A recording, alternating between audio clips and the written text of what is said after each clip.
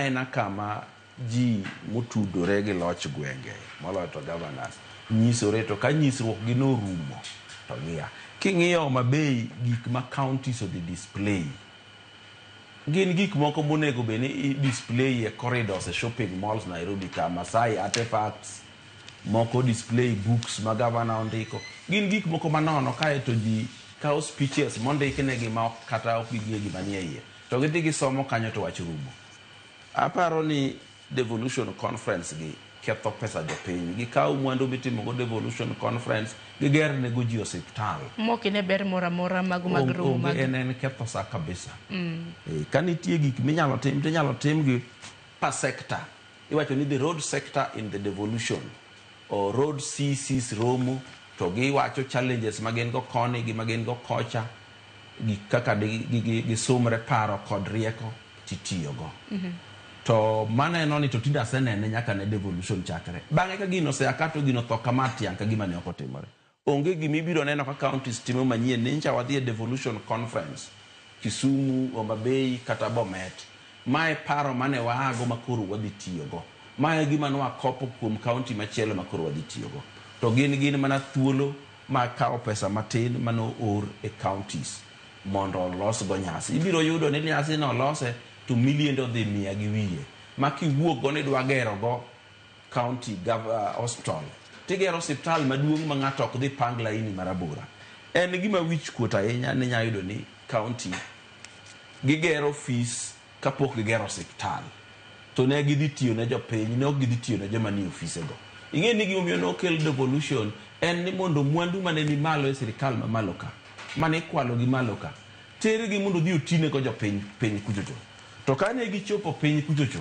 ne wayudo ni chiegni atamalo 80 itiyogo e riembo chenro mag county ok gedo ne jopiny ok miyo services ne jopiny kaeto ing'eyo ni pesa malo ka sana mar hospital nikech hospital ne gima chando chuny jopiny mogik kose amalo ka tigogo budget kose gogo budget to japiny kodhi hospital pod chudo mabe ma ok ochulo sha biro chulo ne tiyudo ka pod chenro mag thieth rem nade to sirikal ma malo oro pesa to jomodhi hospital be chako chudo ero kama na inya wewe nje na kuom Michael Agwanda nyakorunga jwanga Michael Agwanda aparo ni nyaka sani nyisani ntiere rochni karamna chochni mano mar duol kanyo gino maro ni Uganda karamna jafwambo maro county ma Kisumu loso no wach mano motenre kod duol kata mano owidi kod nyime walosa na bende kotenre kod loch mano mar sirikal mag Gwenge nyaka sani gin higni 12 ber moseneno gi rach moseneno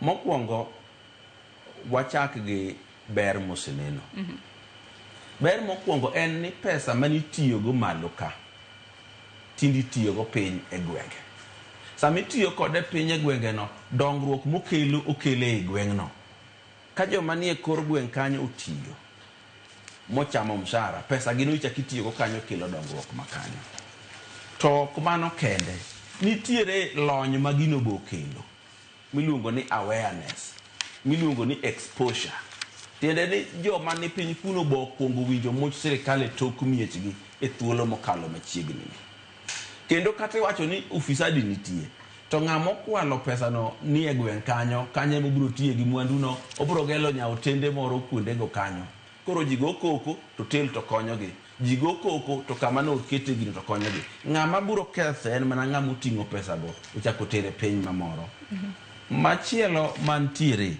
joma nigi pes jopiny monego tine jopiny ni but jopiny kendo jopiny nyalo goyo gi kogono kaka gine ma gidwaro kendo gi participate e yiero margi e yo moro achiel kata machielo moloyo to wach mane oket ni wach MCS nikech MCS monego bed nyapara mang'iyo kaka governors tiyo to gin monego bed ni governor tiyo e gwengegi ka gin joma nigi tekre gi kod lubrugi to onego bed ni tich tiyore nikech ine kor gweng' iwuoyo gi jopiny to kinyi dhi assembly iromo gi MCS weteu kata gi governor bende omiyo mago gin gik mabeyo mane devolution okelo to kata obedo ni devolution nokelo gik mabeyo machalo kamago richo emosebedo mang'eny moloyo nikech ing'eyo ni gimomiyo nitero devolution en ni mondo ufisadi mane ni malo ka mondo wakaw pesa wachuth koro kata ka gin ufisadi malo ka to piny kucho to wane maber. Tibiro neno ka thothne ka ogo budget kata mar county moro moka wacho nyinge ni ogo budget kata mar $4 billion mar dongruok. Ka igo rumo tikao gari dwa luoro go county no mondo ne gimoro achiel moger kata ma oromo $100 million to kibineno nyaka idogi chop kama ichako go wuoth. Tiende ni pesa ni en bende ufisadi chame kama okotine jopiny. Tiende kan watimo devolution ne wa devolve nyaka ufisadi mane waringo waaecha. Omiyo an pacha kuom wach ni chal kama. Dinaero mondo ne wa devolve pesa to kik wa devolve sirikal kaka notime CDF. CDF ingini ne wa devolve pesa the constituencies. To sirikal to kwa devolve. Iloso komiti moro mathin mayiero ni madhi tiyo ka. Gima nonego watim gi devolution maduong' ni. Wach moro nwadwa keto a full sirikal kendo sirikende 47. To nitie sirikal moro be malo ka mar 48.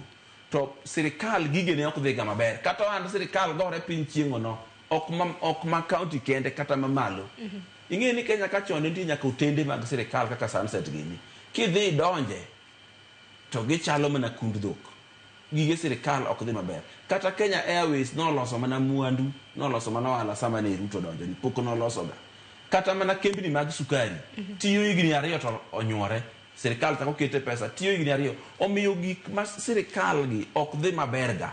Omiyo kane wapogo sirikal nochak wang'inyo sirikende 47. Waloso presidente moko matindo kendo 47. Kendo man gi teko. To kendo man county gi kiluwo size mar county gin gi teko molo kata mamalo. Nikech thoth gi pok awinjo sirikal mar county moro sana thurwa. Makoro MCS oketone ni tiyo gi mwandu jopiny marach. To be kaluwore gi tungni mana sirikal mamalo. Bedo ni sirikal mamalo dwaro sir mar sirikal mapiny ka mar governors. Makoro governors gino kumul giwiro gi awira kata gitimo marach tiwiro gi awira. Omiyo mago be gin richo motimore. To mogik dinaher mondo counties 47 gi duok gi gibed kata 20 kende. Duogi chien. Gimomiyo awacho kamano. Iyudo ka county man gi budget mar 12 billion 12 mitiyo nego jopiny en $3.5 billion kende kata 4. Modong' gi te ichulo go mshahara, iringo go gi mtokni, itimo go gik makamago miluongo ni recurrent expenditure. Wan gi recurrent expenditure bilano 47. Wawuondre ni noriw Kisumu gi Homa Bay gi Migori obedo county achiel. Tiende ni pes dongruok koro medore kata kamitime dongruok koro duong'. To pes recurrent expenditure michulo go ji mshahara cha eto kodhi medore maduong', omedore mana mathin kata kowuok $4 billion to chopo $5 billion kata 6. Nikech minister pod dhi mabedo achiel mar roads, PSS pod dhi mabedo the same number, directors dhi mabedo machalre. Jo manyalo bedo mang'eny gin joma thindo kata mawuotho chirni. To mano ok nyal medo recurrent expenditure ahinya nikech gin do giti gi mtokni padiem mimiyo jodongo gi bok migi. Emomiyo yudo ka koro ka counties ariyo riwore tibiro yudo ka koro ginene development odhi malo nyadiriyo, recurrent osudore mana mathin. Mano ka pes jopiny nyalo tiyo ne jopiny. Tipani mane bende nyalo duoko counties ka wuok 47 nyaka 24. En gima jogi nyalo kedo ne mok gi yieni. Kaka kawuono kinyiso governor ma Migori Homa Bay gi Siaya nikech gini ko gitam mokwongo ni wadwa ni mondo gigirew ok ginya yieni. Ng'ama nyalo yieni en mana nyongo nikech en osetieko Mario dhi. Omiyo en lweny makedo ne tek. To ka lweny kedo ne tek kamano to joma riek maparo piyo nyalo pani kare ka koro rach ahinya. To nitie gik mwanyalo fix, gik mwanyalo keto kiwango mok kal. Sana jomindiko ikoni inyalo mana ndiko advisor kama, ministers kama, PSS kama, directors kama, staff mechien go be kikalma.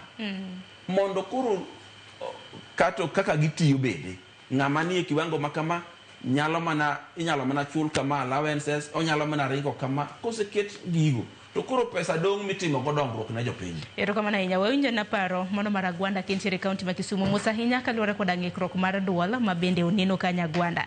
Pache nang'o kaluwore kod loch mago mag sirikande mag gwenge. Wachaka nage romo mano mar Devcon ma bende dhi nyime e kaunti mano ma Homa Bay. Bende paro ni rombe makamagi mago mag devolution bende kelo ber ne counties magwa. Sharon, mokwongo adwa goyo ne Governor ma Homa Bay erokamano kuom kelo Devcon Homa Bay. Ahinya adwa wacho kamano nikech gimoro achiel. Sa asaya ma wan gi conference machalo kama, kata obed mana ni e Nairobi, kata obed mana ni e Kisumu, kata obed ni e counties madongo go, ka okele county matin, nitie gigo maber manyaka okel. To ne gini ok nyal biro Homa Bay ka Governor Gladys Wanga nokotiyo matek mondo influence decision mar kelo Devcon Homa Bay. Mano dang' agone erokamano gi jogene motiyogo for the first time. Mar ariyo en ni jogi kobiro Homa Bay kata gidhi e town moro amora, gikelo pesa. Mafuta madhol kanyo biro wuok kanyo, gibiro kawo otende mang'eny ma gibiro ninde. Wang'eyo maber ni otende mag Homa Bay nok nyal kata accommodate a half kata quarter of welo mane wan go. Nyiso ni mano gima nyaka wang'e ni ndalo mabiro ni kadipo ni ma dhi timore, nyaka wa impress on investors ma Homa Bay mondo gi invest Homa Bay, mondo giket otende mang'eny, nikech ji mang'eny mane nindo, moko nodhi Kisii, nodhi Rongo, moko dhi nyaka Migori, moko duogo Kisumu nindo, nikech onge hotels manyalo accommodate welo mane wan go duto. Mano is something manyaka walang, nyaka wang'e ni to ka wabiro bedo gi conference machalo kama, ere kaka investors nyalo invest e dho nam kanyo mondo wabet gi beach hotels manyalo accommodate ji ailago. Aparo ni ne wadhi waringo matin kabisa mwakelo welo, to nok waikora ahinya. Nyoro nano Homa Bay, aneno ka wan gi gimiluongo ni street light for the first time. Governor Wanga luonge ni dualing of Homa Bay Road. Dualing mar Homa Bay Road no en gimoro matin. To ka ning'iyo kaka nolose, oket pole mar street light e dier ndara. To e dier ndara maonge guardrail moro amora, nyiso ni in the next few days mtokni biro gwegi to gibiro lwar piny. Ipo anda ni to gini noketne ni mondo welo ne, koso noketne ni en gima dwa konyo jopiny for a longer period than kako ketego. Nikech macha kata engineers ang'eyo ni kong'iye ok inyal keto pole e dier ndara wuon kiparo ni koro wakete duol to onge guardrail muketo kanyo. Adwa wacho ni kelo William Samoei Ruto, President ma Kenya, Homa Bay, sani osebiro e ndalo abich kobiro mana Homa Bay. Mano is also a plus to Homa Bay. Nikech samobiro no obiro gi government mare, samobiro no waneno ka policy obedo made, bill obedo signed in Homa Bay for the first time in the history of the world, nyaka piny chakre wang'e ko bill obedo signed Homa Bay. State Lodge banano kogero kanyo maber kobiro te en gi wenge, gigo ntie mabeyo mwaneno, nowacho ni ochako affordable housing, Homa Bay, kendo chako wacho ni koro dhi chako students housing Homa Bay, ute ma nyithindo dhi dak e Homa Bay. Mago gin plus mwaneno Homa Bay. Nyoro be kana Homa Bay, after a while, nyoro naneno ka yore maneno matin maber mane chon gin mana mag lo aneno kogo lam. Nyiso ni taneno kaka bana Wanga be wacho ni gigi 3/4 of them okotin gi pesa mar county, and Widi will agree with me, gin pesa mag national government. Aparo ni wagone uru Ruto erokamano kuom biro Homa Bay mang'eny, tok ni obiro bira osebedo kokelonwa gigo manyalo losonwa Homa Bay. Waneno ko gero paya kanyo maber kabisa, kendo ang'eyo ni activities sani nitie ferry mawuok Homa Bay mabiro nyaka Kisumu gi kuonde moko. Magi gin gik maber. But devolution, kawawacho ni devolution, kata loch mar gwenge osebedo nade. Nitie mabeyo mwanyalo wacho. to mabeyo gi chal na mana ni ka ichiegni gi president kata gi ker mar piny to nitie mabeyo ni wanyalo neno kaka Homa Bay wanene maber niwach ker mar piny to wach mar gimiluongo ni development allocation.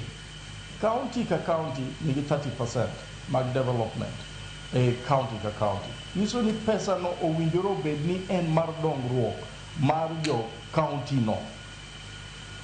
Gima wasebedo kwa penjo kata obed mana Kisumu, kata obed mana Siaya, kata obed mana Homa Bay, en ni 30% development cha ang'o momiyo ok nene kuonde ma sirikal lwet central government nitie kata national government nitie kaka Homa Bay, ineno mana gige national government emitimo to ng'ato nyisi ni to 30% mar development mar county ni en otimo ma mowinjore une gi wang'. Mano e kuma shida nitie. Ahinya owinji nosewacho ni corruption nobedo devolve. Aneno ka president kata ker wabe nowacho maber ni koro weche mag corruption nitie kata parliament gi committees gi kawo pesa. Anto daero wacho mana kama. Wang'eyo ni corruption nitie county. Nikech sani owidi kidhi Homa Bay gima no surprise moloyo ni Gwenge wan gi gorofa madongo Homa Bay kanyo kadhi Arujo naneno gorofa madongo kabisa. Kendo aneno ka development odongo jo kanyo kabisa. To jok ma develop Homa Bay akia ni gin jo Homa Bay koso gin jo oko ma gin entrepreneurs kata jok mimiyo tenda. De bede malita ahinya ni jok ma gedo Homa Bay wuok oko. Taparo ni devolution okelo gima ber ni omiyowa power gi pesa e gwenge. To power gi pesa ni debed ni e gwenge momiyowa gi en mana pesa momi jogo matiye county assembly manyalo gero gorofni madongo to pesa mar japiny mowinjore okony jopiny. Awacho kamano nikech an awuok Ndhiwa kendo asechung' Ndhiwa kendo aseringo Ndhiwa kumoro amora Ndhiwa.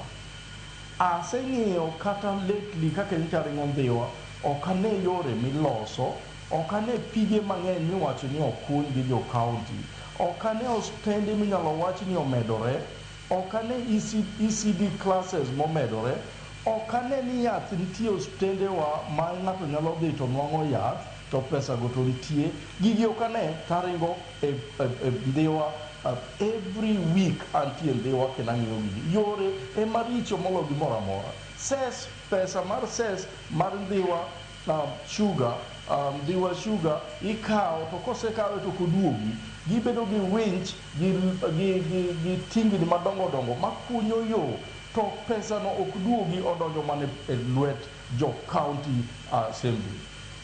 Ne wawach ni ahinya loch mar gwenge owinjore obed ni nene, ok en gimiwacho kende, ok en gimiwacho Homa Bay town kata Kisumu county town kende kata Nairobi city, ok en gima owinjore owache town. Ka en mar gwenge kake wawacho ni loch mar gwenge owinjore wanene kumoro amora. Owinjore sani ng'ato ok nyal wacho ni ok anyal dhi dalana ka koth ochwe, kake an ok anyal dhi dalana ka koth ochwe. Ka wawacho ni NCDF nokotiyo maber ahinya, tafadhali NCDF ni nyalo neno ka ng'ato biro oolo lo. To wan gima waneno mang'eny ahinya en picha MCA gi picha governor. Mane minene yo kayo. To yore no ma MCA gi mar governor noket kane devolution ochakore to yorno kinyal kado. En gima lich kineno picha mar MCA gi mar governor okiwacho ni waluwe yorni koro mondo achop kata kuma nadwa dhiye kinwang'o ka koro kinyal chopo kuma owinjore dhiye no. Loch mar devolution owinjore ong'i kendo ng'iye kabisa. Naneno ka statistic moro nowachi ni governors 4 osebedo impeached, moko be nitie in line, to pok waneno ka MC obedo recall, MP obedo recall kata Senate obedo recall. En county assembly mowinjore obed ni nigi lake gi lwede mowinjore ong'i gik matimore. One of their main responsibility and oversight ni mondo ging'i governor gi executive ne. Mano ema president wacho ni National Assembly kocha ikawe hongo kendo joka intimidate.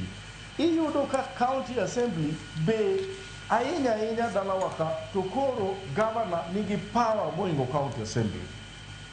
Can be count power more you county assembly or can man power in any chick mar the law any kind of Jomini MCS moko opingo governor tichwado koko chwadi to kel development award ni mondo kikidogi koko kel development award tibedo intimidated ok nyali yieni mondo ibede committee mora e county madalawa gi inyore moloyo county maoko mineno ka governors bedo impeach koko kamano nyakung'e ni counties madalawa gi bentie gimiluongo ni ODM is so powerful dalaka ma ina amia MCA onge gini nyalo wacho ka wadwa ni mondo waran counties wagi maber nyaka waran counties wagi kwa empower jok miluongo ni county assembly ka wa empower county assembly magi ka gineno ka gimoro rach to ginyalo kwero ginyalo kelo chike mabeyo ginyalo tim nomination maber nikech gini chakore nomination ikawo ng'ama ok odhi school ageo MCAs moko dalawa ka makata school noko dhi e NMCA wang no represent joge gi nade okawach ni jok mosomo kene manyaka bed kacha to chik do bedo ni ka idwa ng'eyo kata gimiluongo ni county assembly bill mora mora nyaka ing'e ni nyalo somo gino to kok inyalo somo un ema biro wacho ni un jo yea or no kata gimo kisomo mane gima inyowa e counties gi ahinya weche pesa wa mabire county gi ang'o ma monowa devolve mondo ward ka ward kane en billion auchiel kata biriyo mabiro Homa Bay dak osewach ni ward ka ward nikech wan gi constituencies abiriyo dak de wach ni constituencies abiriyo gi mae pesa mokete constituency to mae madhi e ward ka ward mondo wang'e ni en pesa di nikech MCAs mok winjre gi governor kata mosepingo governor ok mi development money mondo dhi e dalagi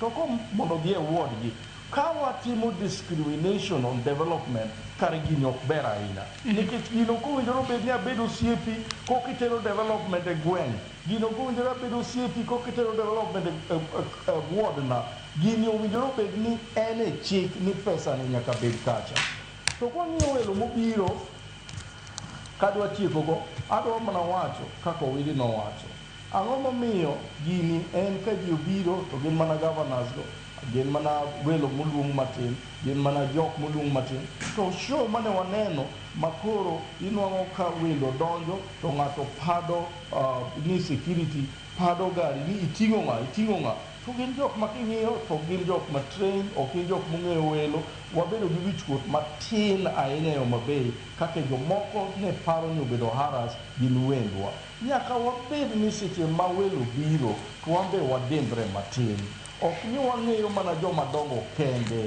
nikech kata jok matindo modak e gwengego gimbe gidwa neno gigi ok ni koro ipado ni mtoka ni en mar ng'a iting'o ng'a iye ka tang'o matimore gik matimorego ok ber ahinya owinjore seche ma welo biro e county wa wamigi nafas moro ma ginyalo medo chieng' moro giduogi gibi ang'eyo Ruma National Park nitie kacha ang'eyo ni wan gi islands mang'eny mantie kacha gigi nowinjore obed activities machalo kamano ok ni gin mana ni conference to speeches emisomo to kaka Owili owachono ka orumo kawuono ji okawo gigo okete breakfast ok ichak inegi kendo gimanyo devolution conference moro magi gik maneno kata gik miluongo ni development forums maneno ka biro Homa Bay investment forum maneno ka biro Homa Bay asepenjora ni to investment forums gi ere ng'ama osekelo company ka mawacho ni investment forum ni nokelo company ni mondo kony ji mondo ji oyud tije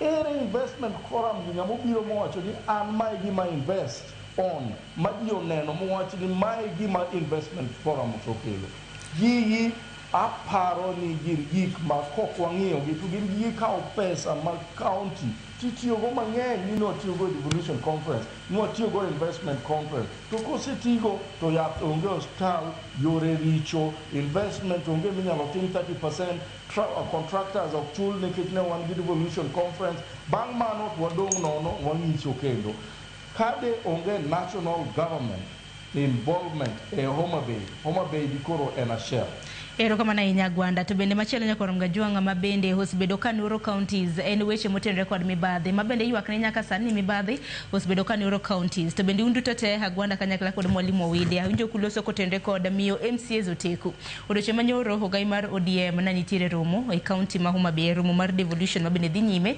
nitiere weche mabende nowacho bende wacho weche makamagi bang' kana koro jatend piny Kenya nitiere bill ariyo mabende sani koro jatend piny Kenya noseloso chik nyakoro mgajuang bill mano mong'ere kaka county allocation revenue bill gi county public finance laws mabende koro na jatend piny Kenya nochwe koke bills mabende koro biro bedo kamiyo county assemblies MCAs PEC kata uteku mano mar tayo omenda mopogore opogore odoche manyoro Raila Odinga nowacho ni onge tienda governors non dhogi koda senate iwacho ni mano ketho saa nego bende da dhog gi county assembly nikech gwenge kanyo bende mabende gitiye bende kopogore gi mano wach mano mar ngaf gi mano mar CDF aguch NG-CDF bende Raila Odinga dwaro mar mondo mi onego bende tayo koda counties mapachoka ang'eyo ni e thuolo masani ji mang'eny ahinya ok nyal wacho ne Raila Odinga adier sana kia e piny luo nikech giluoro ni kila iwacho ni adieri to wang'i biro lawi nyaka sirikal kuma intieno mayuag ne Ruto mondo goli oko to adieri makende ka to kanyal winjora gi Raila Odinga kama corrupt maloyo county governments Kenya ka onge kendo CDF gi ngaf osetiyo maber percentage wise molo county governments to kisewinjo Raila Odinga e thuolo mosekalogi oywak kabisa ni mondo med counties pesa to samo ywacho no med gi pesa ni to wacho ni mondo nyapara moket ne gi manono ka gitiyo gi pesa gol donge neno gimoro kanyo ka gwenyie paro en odwaro med counties pesa to dwani kik gibed answerable to the senate kendo gik mang'eny macha sirikal mamalo timo odwani mondo counties otim to king'iyo pesa matin mane counties nigo to gima gitimo go ginyalo simu ni onge governor ma Homa Bay ne wacho ni gik mosetimo mabeigo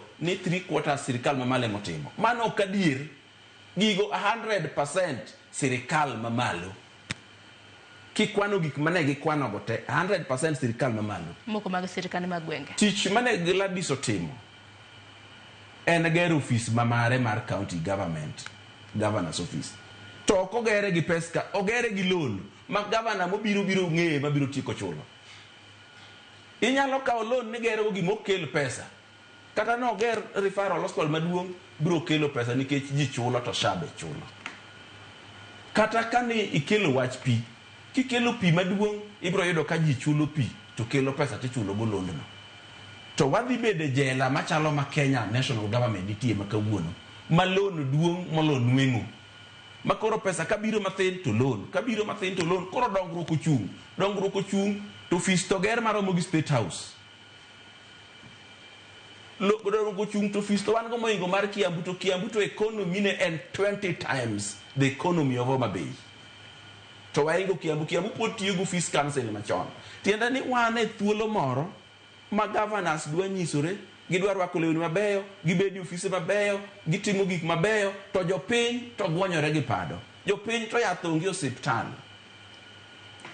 Homa Bay ta dwaro ni mondo wadhi e mus nikech iyudo ka kidhi e record tiyudo ni gin gi osiptende 243 to kichako kwano gi tok gichop kata 150 Homa Bay mana wayudo ko shao chulo osiptal moloro nyoro no chulo osiptal moro miluongo ni Kandiege ene mano yudo kuom osiptendi 1,000 mano chulo ne namba 11 e pesa moyudo mang'eny to onge theater to onge ICU gigonge pesa ni to lose nango Homa Bay mo kaw revenue ma osiptal oket ni mano on source revenue mano be makosa on source revenue ingeni en revenue ma county mongeni en adi to dhi timango tiene ni kisegolo pesa mawuok osiptal bi keto kuro en nyalo tim kode timbe mane ni timo ingeni jo Kisumu tinde wacho ni joma spend pesa Kisumu gin joma hawo Mabei e department mar health ema spend pesa manyalo pongo wi mesa gi kongo gi nyidendi mang'eny kolworo gi Homa Bay omiyo Homa Bay nyaka wanon no winjo ka gima na wacho mane ji ogoya kabisa moyanya wanawa ne president onuoyo an kita ni okariambi be okariam kala ni kariambo to wangi bi riemba ti tich no bi riemba ta ne okonyuola ni nyaka ti be no okonyuola ni mondo abed mujumbe ji mang'eny mineno pongo ka gi Range Rover gi V8 gi Lexus gi ok gin wajumbe gina jo Kenya matimo tim gi to loso pesa gi to dak omiyo wawacha dier en makosa wacho ni wamed governors pesa to jo monego rit pesa no to watamore ni ngionge chik mar rito gi ang'o mwadwaro ni mondo gimed chamo pesa no omiyo ng'ama onego bed gi pesa jo piny en mujumbe gi jongaf gi onego med gi pesa nikech gine mwasa no ka pesa gitiyo gin bende ne wa devolve pesa to kwa devolve sirikal to ki devolve sirikal to kuma ne ni malo cha be devolve odok e county omiyo gima ne owach kanyo ta gwenyora e paro to kendo ang'e ni pacha no biro tiyo nikech en adier erokamano ahinya wede wawinjo na Gwanda bang'e abiro bido kwath kabiro ire nikech aneno ka thuolo kuom maron mayo wang'wa Agwanda mabende dimedi ahinya kaluwore kod arima mago mag counties nikech counties bende wacho ni kwang'iyo weche motenore kod thieth dongruok wacho ni weche motenore kod somo e kind mamoko bende bed ni watwake ahinya weche mag thieth wasebedo kwa neno ng'anyo makoni kod kocha mabende osebedo kadhi nyime e counties magwa wacho ni nurses lakteche ok chulo omenda kopogore gi mano bende walusa na dongruok gi rem manyalo bedo ni nitiere counties magwa higni 12 nyaka sani gi wacho ni mogik Agwanda gima nyalo wacho en mana ni weche mag thieth ok osebedo maber ahinya inwang'o ka county government ma Homa Bay nonwang'o ka ne nitie jotich madhi 3,800 kanyo sani jotich momedore Homa Bay gidhi mana 7,000 king'iyo jogo manondiki ok wach ni rach manondiki ji to king'iyo jogo manondiki ng'enygi ok gin professionals ng'enygi ok gin nurses ng'enygi ok gin doctors ma doctors go dwarore mang'eny nurses go dwarore mang'eny ng'enygi ok gin jogo manigi profession abro mi an example of resource mobilization department resource mobilization department kane ndalo marawiti ni gin mana ji 5 kende ema nitie office no sani koro gin ji madhi ji 30 an consultant ang'eyo maber ni ok inyal keto ji 30 e room achiel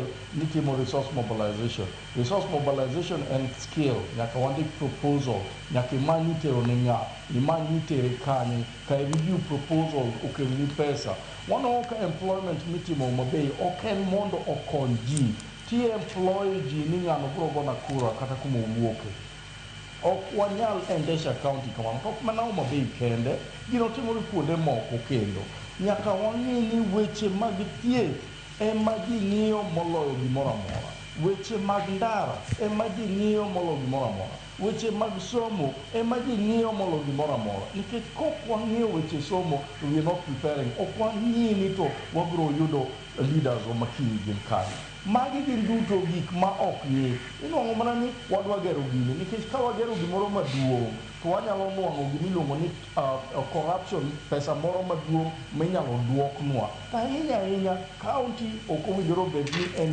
business mar kawo loan ikawo loan maduong' mokinyal chulo e ndaloni ni mondo ng'at mobiro cha okawe ok owinjore wadhi kanyo nikech loan ok ikawe county nitie gi pesa mawuok national from the treasury direct mabiro nwa nitie gi pesa magikawo ahinya ibiro nwang'o ka Homa Bay kumoro amora midhiye oket tole ndara ikawo osuru oket tole ndara ikawo osuru gigi nowinjore obed ni ok wanyal kawo loan maduong' ni wadwa gero go gimoro to ok en mana siptal kata en mana weche somo kata en mana weche ndara monyalo wacho ni mane waonge go to koro nyaka time sani to wang'eyo ni wadhi duoke ka pesa owuok Nairobi wang'euru weche jopiny moloyo dak mamalo nikech king'iyo kata jok magero gorofni ok awach ni gorofa gero rach tinwang'o mana ka gin jogo matiyo e county ok gin jo ohala ng'enygi nikech jo ohala biro nyisi ni pesa ahinya Homa Bay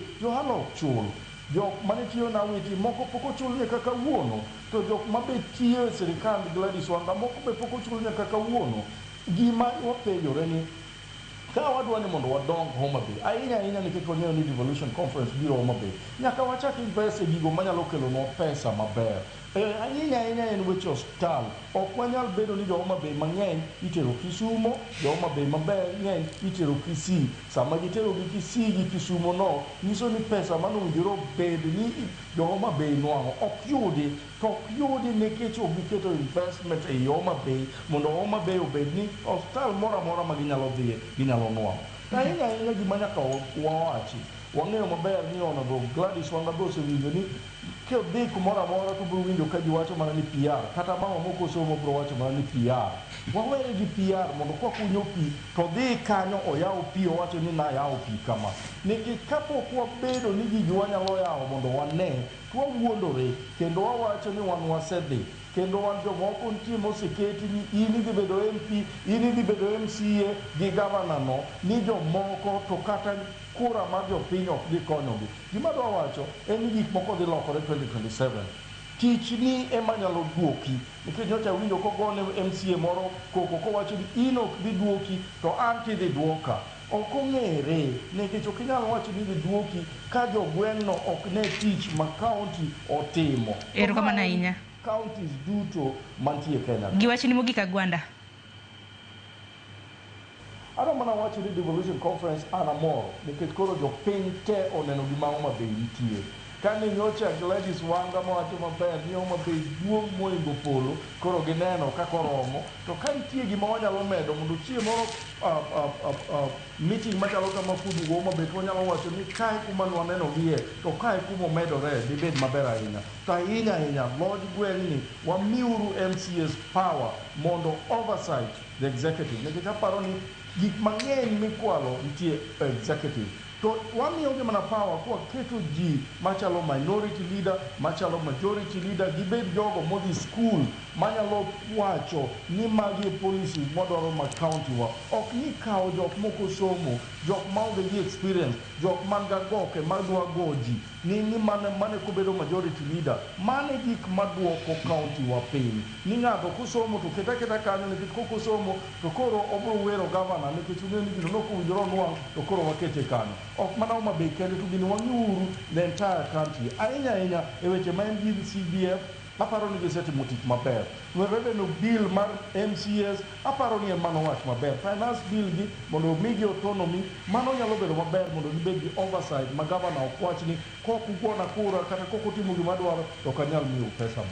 Erokamano ahinya Michael Agwanda kuom yudo thuolo mar twak kodwa okiny ma kawuono e kaunti ma Kisumu. Mwalimu in bende madimedi kotenore kod higni 12 mar loch gwenge gi wachni mogik watieko. Gima dwa wacho ni nyaka jopiny bed jomotang' kendo giwuog e din mar galruok migalo gi weche moko matindo tindo to gik madongo iyako.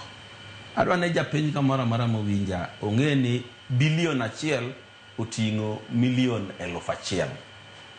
Kunyalo go ne kanisa Arambe muger kanisa gi milion 3. Tiende ni kama bilion 3 nitie onego bed ni nyalo gere gik moromo kanisa na 1,000. Mano ma eka kubro ng'iyogo.